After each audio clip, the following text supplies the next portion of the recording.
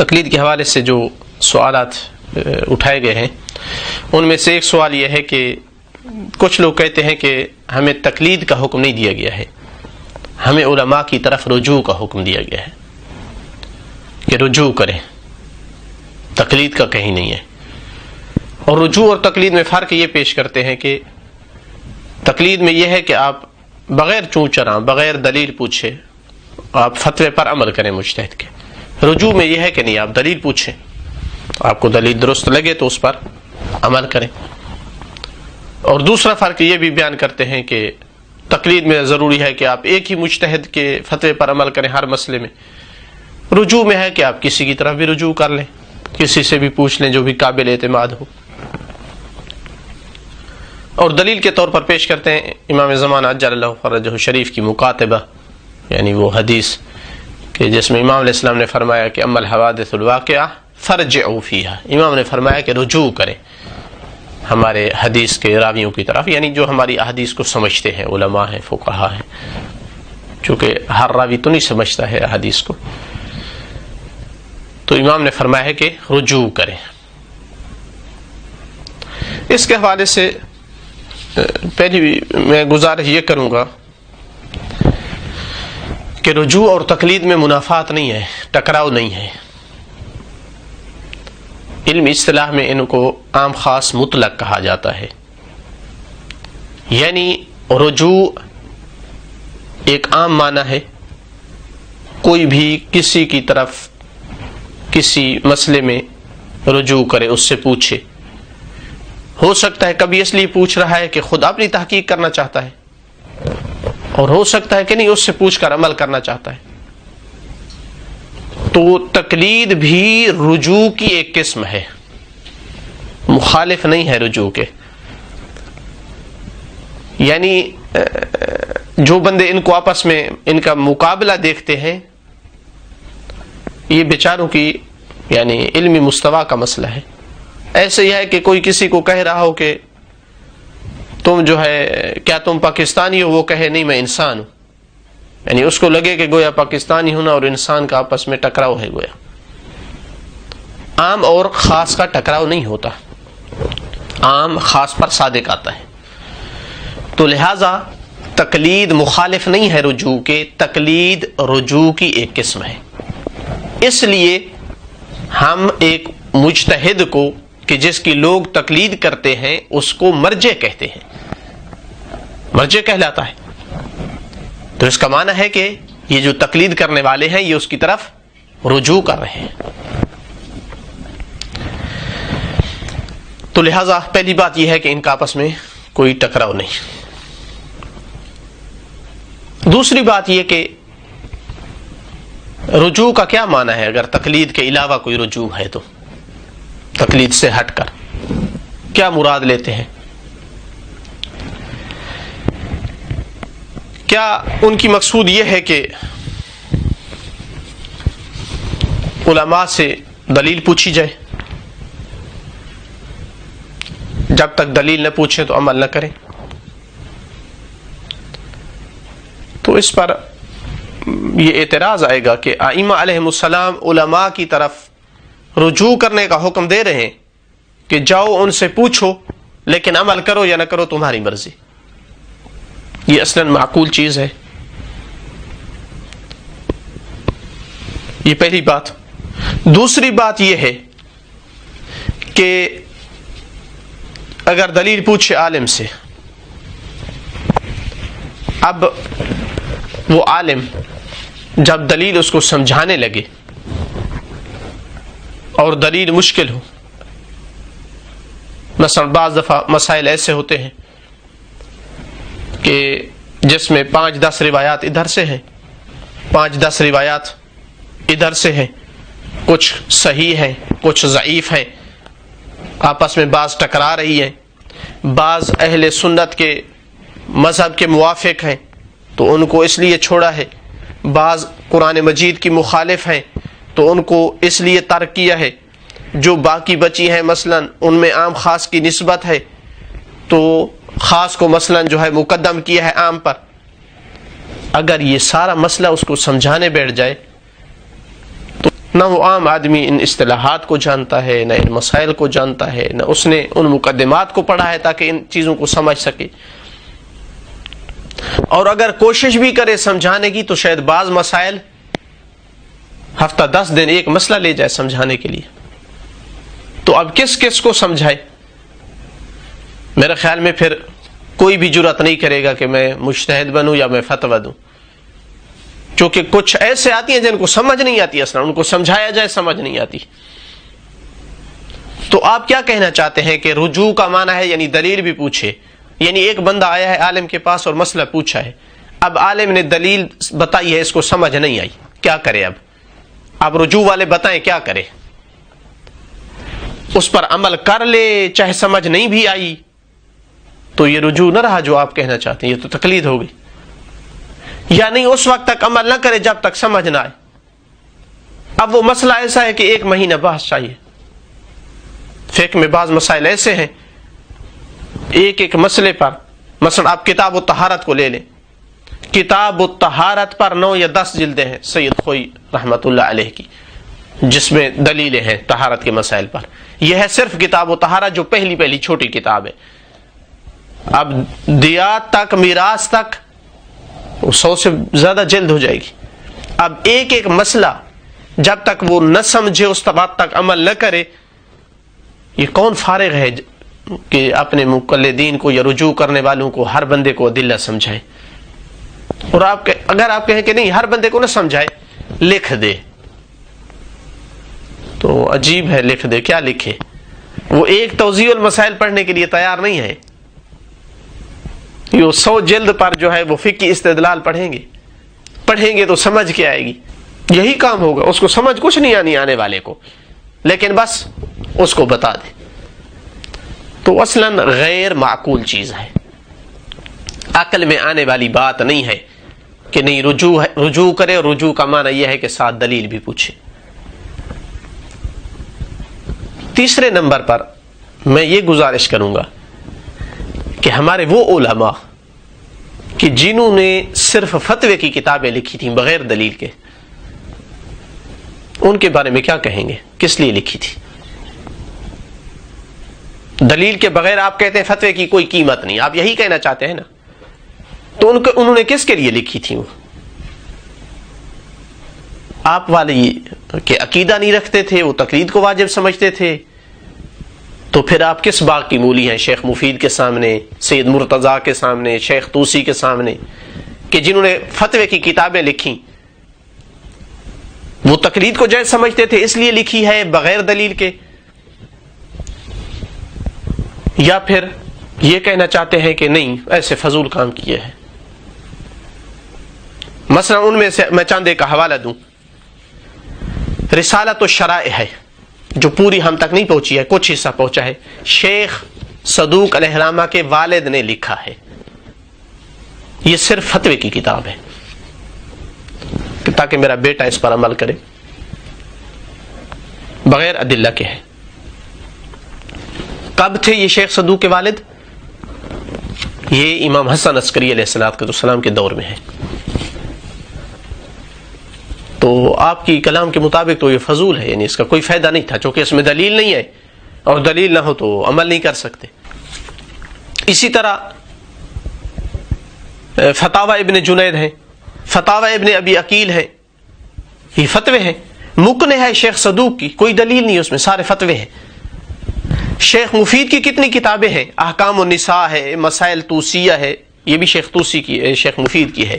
مسائل توسیہ یہ چونکہ توس سے آئے تھے مسئلے، جن کے جواب ہیں، استفتاءات ہیں. مسئلہ پوچھتے ہیں، یہ استفتاء بھیج دیتے ہیں جواب، کوئی دلیل نہیں ہوتی تھی. تو یہ کیا ہو رہا تھا؟ آپ کے کلام کے مطابق تو یہ سارا فضول کام تھا. تو آپ کون ہیں ان کے بارے میں یہ بات کہیں؟ تو اس کا مطلب ہے کہ یہ ائمہ کے دور میں، غیبت صغرا کے دور میں، غیبت کبرا شروع ہونے کی ابتدا میں یہ کتابیں وجود میں آئی ہیں جو فتوے کی کتابیں تھیں. اسی طرح رسائل سید مرتضیٰ علم الہدا، یہ سارے فتوے ہیں، استفتاءات، سوال ہے اس کا آگے جواب دیتے ہیں. شیخ طوسی کی کتابیں ہیں. تو میں یہ سوال کروں گا کہ آپ جو رجوع کے قائل ہیں کیا کہیں گے ان کتب کے بارے میں؟ یہ تو اس وقت کے مراجع تھے، ان کے فتوے کی کتابیں، لوگ ان پر عمل کر رہے تھے، کوئی دلیل ان میں نہیں ہے۔ یہ سارے شیعہ غلط طریقے پر تھے اور آپ جناب جو ہے وہ صرف صحیح نظریہ رکھتے ہیں۔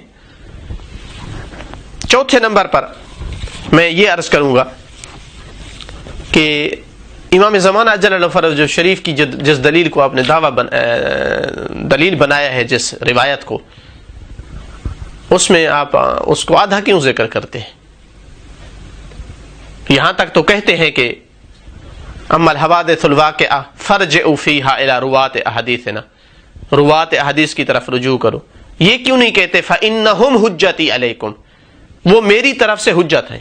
روایت حجت نہیں کہی امام نے، اور حتیٰ امام نے یہ بھی نہیں کہا کہ روایت کی طرف رجوع کرو۔ آپ تو کہنا چاہتے ہیں کہ روایت کی طرف رجوع کرو، عالم سے جا کر قرآن یا حدیث پوچھو، بس اس کو یہ نہ کہو فتویٰ تیرا کیا ہے۔ امام علیہ السلام فرما رہے ہیں کہ ان کی طرف رجوع کرو، نہ کہ روایت کی طرف۔ پھر یہ نہیں کہا کہ ہماری روایت حجت ہے، انہم حجتی علیکم، وہی علماء اور فقہا حجت ہے، جو بات کہہ دیں سمجھو کہ امام نے کہی ہے، یہ معنی ہے امام کی طرف سے حجت ہونے کا۔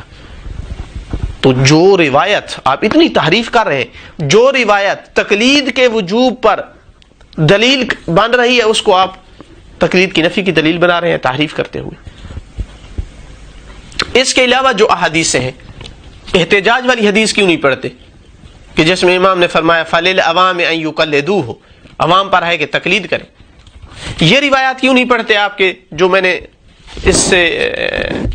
اس کے علاوہ والی ایک مسئلے کے جواب میں احادیثیں بیان کی ہیں کہ جس میں رجال کشی میں 595 پیج پر جب علی بن مسیب امام رضا علیہ السلام سے سوال کرتا ہے کہ میں دور ہوں آپ سے اور آپ تک نہیں پہنچ سکتا ہوں، تو میں دین کے احکام کس سے لوں؟ یہ سوال نہیں کیا میں روایات کس سے لوں، حدیثیں کس سے لوں۔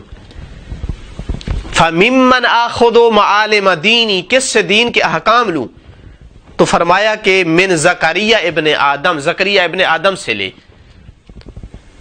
امی کہ جو معمون ہے علی الدین والدنیا۔ علی ابن مسیب کہتے ہیں جب امام نے فرما دیا تو میں جب واپس لوٹا قدمت علی زکریا ابن آدم فسألتہ اما احتاجت الیہ، میں جب واپس پلٹا تو جو جس چیز کا محتاج ہوتا تھا جا کر میں زکریا ابن آدم سے پوچھ لیتا تھا۔ تو آپ اس طرح کی احادیث لوگوں کو کیوں نہیں سناتے کہ جن سے واضح ہوتا ہے کہ علماء سے ائمہ نے فتوے لینے کا حکم دیا ہے، احکام لینے کا حکم دیا ہے، روایات لینے کا نہیں۔ مثلا اس میں آپ دیکھیں علی ابن ثبات کی روایت کہتا ہے کہ میں نے امام رضا علیہ السلام کی خدمت میں عرض کیا، یہ عیون اخبار رضا کی روایت ہے، جلد نمبر 1 پیج نمبر 275 پہ۔ یحدث الامر، مسئلہ سامنے پیش آتا ہے، نیا مسئلہ، لا اجد بدا من معرفتی، جس کا جاننا ضروری ہو جاتا ہے، اور شہر میں کوئی ایسا نہیں ہے، لیسا فی البلد الذی انا فیہ، جس شہر میں میں ہوں کوئی ایسا بندہ نہیں ہے، احد استفتیہ، کہ جس سے فتویٰ لوں، شہر میں کوئی ایسا نہیں ہے جس سے کیا کروں۔ آپ رجوع والوں کو تو کہنا چاہیے کہ وہ کہتا ایسا نہیں ہے جس سے روایت لوں، آیت لوں، یہ کہنا چاہیے تھا، نہیں، وہ کہتا ہے کہ جس سے فتویٰ لوں ایسا بندہ نہیں ہے، تو میں کیا کروں، کہاں جاؤں؟ تو امام علیہ السلام نے جواب میں فرمایا کہ ان دوسروں کے فقیہ کی طرف چلا جا اور جس بات کا وہ فتویٰ دے اس کے خلاف کر لے، جو فتویٰ دے اس کے خلاف کر لے، مجبوری میں کام چلانے کے لیے۔ اور اس کی وجہ روایات میں آئی ہے کہ ان کے اکثر مسائل اور فقہ اس پر مبنی ہے کہ وہ علی علیہ السلام کے مسئلے کو دیکھتے تھے، ان کے مذہب کو دیکھتے تھے اور اس کی مخالفت کرتے تھے۔ تو اکثر اس لیے ہمارے مسائل جو ہے ہمارے ائمہ نے جو دی ہیں وہ ان کے مسائل سے مخالفت رکھتے ہیں۔ تو اب میں کتنی روایات پڑھوں کہ جن میں ائمہ نے یہ حکم دیا ہے کہ احکام لو، احکام فقہا سے، نہ کہ فقہا سے روایت لو، فقہا سے حدیث لو۔ اگر کسی میں رجوع کا کہا بھی ہے تو ساتھ یہ بھی کہہ دیا ہے کہ وہ حجت ہے تم پر، یعنی جو بات کہہ دیں، نہ کہ جو تیری سمجھ آئے۔ چیلنج سے کہہ رہا ہوں کہ ایک حدیث، ایک بندہ کہہ رہا تھا میرے پاس تو بہت ساری حدیثیں ہیں، بہت ساری کو چھوڑ دے، ایک حدیث کوئی کمزور سند والی بھی لے کر آ کہ امام علیہ السلام کہیں کہ کسی فقیہ کے پاس جاؤ، جب تک وہ قرآن یا حدیث پیش نہ کرے تو اس سے مسئلہ نہ لو۔ میں آپ کو 10 حدیثیں دکھانے اور سنانے کے لیے تیار ہوں کہ جس میں امام علیہ السلام فرما رہے ہیں کسی کو کہا ہے فلاں سے دین کے احکام لو، کسی سے کہا ہے فلاں سے دین کے احکام لو۔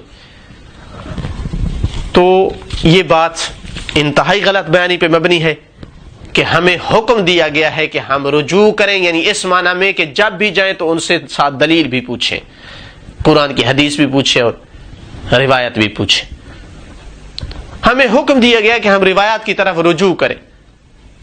اس رجوع کرنے کا طریقہ ایک یہ ہے کہ میں خود روایات سمجھتا ہوں، فابہی میں خود مجتہد ہوں۔ دوسرا طریقہ کیا ہے حدیث کی طرف رجوع کرنے کا، قرآن کی طرف رجوع کرنے کا؟ میں فقیہ سے جا کر کے پوچھوں، میری سمجھ کام نہیں کرتی، آپ نے اس مسئلے میں قرآن اور حدیث سے کیا سمجھا ہے، اس کی بات کو لے لوں، یہ قرآن و حدیث کی طرف رجوع ہے۔ عالم کے فتوے پر عمل کرنا یہ قرآن و حدیث کے رجوع کے طریقوں میں سے ایک طریقہ ہے۔ اس حوالے سے بس آخری بات میں کرنا چاہوں گا کہ لوگوں کو دھوکہ دینے کے لیے بعض بزرگ علماء کے حوالے دیتے ہیں کہ دیکھو انہوں نے کہا ہے کہ رجوع بھی ہے، تقلید اور ہے، رجوع اور ہے۔ یہ بالکل جھوٹ ہے، غلط ہے، تہمت ہے۔ مثلا ایک حوالہ پیش کیا جاتا ہے کہ صاحب معالم نے لکھا ہے، شیخ حسن ابن شہید ثانی نے لکھا ہے کہ تقلید بھی ہے، اور بعض علماء کہتے ہیں کہ نہیں رجوع ہے۔ یہ کذب اور افتراء ہے، یہ صاحب معالم کو تہمت ہے اور لوگوں کو دھوکہ ہے، یعنی جس میں کا یہ ایک حرام ہو رہے ہیں۔ میں آپ کے سامنے وہی عبارت مختصر انداز میں پڑھوں گا، معالم الاصول صفحہ نمبر 242 پہ، تاکہ ان کا پول کھل جائے کہ وہ کیا کر رہے ہیں، کس طرح خیانت کر رہے ہیں نقل کرنے میں، کس طرح سے ڈنڈی لگاتے ہیں۔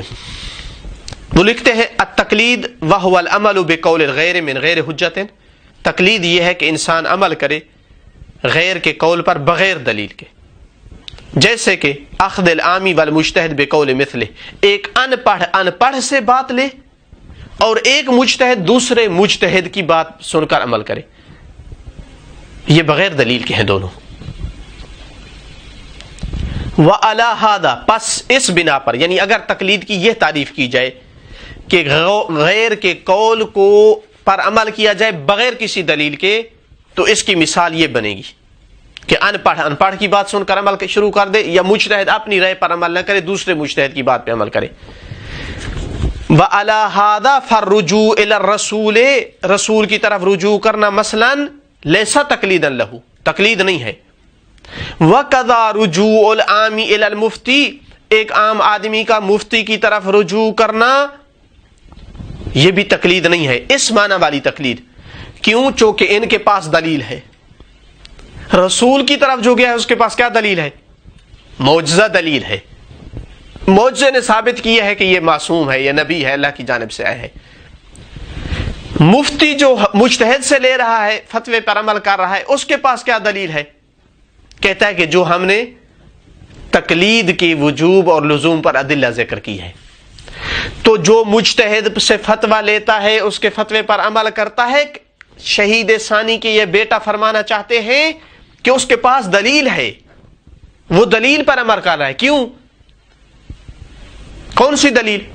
وہ جو تقلید کے وجوب پر دلیلیں ہیں کہ مثلا عقلاء کی سیرت ہے، مثلا متشرعہ اسی طرح عمل کرتے رہے ہیں، احادیثیں ہیں، قرآن کی آیات ہیں۔ ایک آیت انہوں نے ذکر بھی کی ہے کہ وَاسْأَلُوا أَهْلَ الذِّكْرِ إِن كُنتُمْ لَا تَعْلَمُونَ، نہ جاننے والا جاننے والے سے پوچھے، کہ یہ دلیلیں جو تقلید کے جواز پر قائم ہیں، ان دلیلوں کو دیکھتے ہوئے یہ تقلید کر رہا ہے، تو اس کے پاس دلیل ہے۔ لہذا وہ کس تقلید کی نفی کر رہے ہیں؟ وہ تقلید جو اندھی تقلید ہے، جو حرام تقلید ہے، جو ناجائز تقلید ہے، کہ ان پڑھ کی تقلید کرے یا مجتہد کی تقلید کر لے۔ عام بندے کا فقیہ کی طرف جانا کہتے ہیں یہ وہ تقلید نہیں ہے کہ جو اس معنی میں ہے جو اندھی تقلید ہے بغیر دلیل کے. کہتے ہیں ہذا بالنظر الی اصل الاستعمال، یہ جو معنی ہے تقلید کا، یہ جو تقلید کا اصلی استعمال تھا اس کی بات ہو رہی ہے کہ جس کی مذمت وارد ہوئی ہے احادیث میں قرآن میں جو حرام تھی. وَإِلَّا فَلَا رَيْبَ فِي تَسْمِيَّةِ أَخْذِ الْمُقَلِّدِ الْعَامِ بِقَوْلِ الْمُفْتِي، کوئی شک و شبہ نہیں ہے کہ عامی جو مقلد ہے مفتی کے قول پر عمل کرتا ہے اس کا یہ فتویٰ لینا اور عمل کرنا بھی عرف میں تقلید کہلاتا ہے. تو اصلاً کوئی بات ہی نہیں کی اس نے کہ ایک تقلید ہوتا ہے اور ایک رجوع ہوتا ہے. بات اس میں ہو رہی ہے کہ جو تقلید کرتا ہے عامی بندہ ایک مفتی کی، وہ کون سی تقلید ہے؟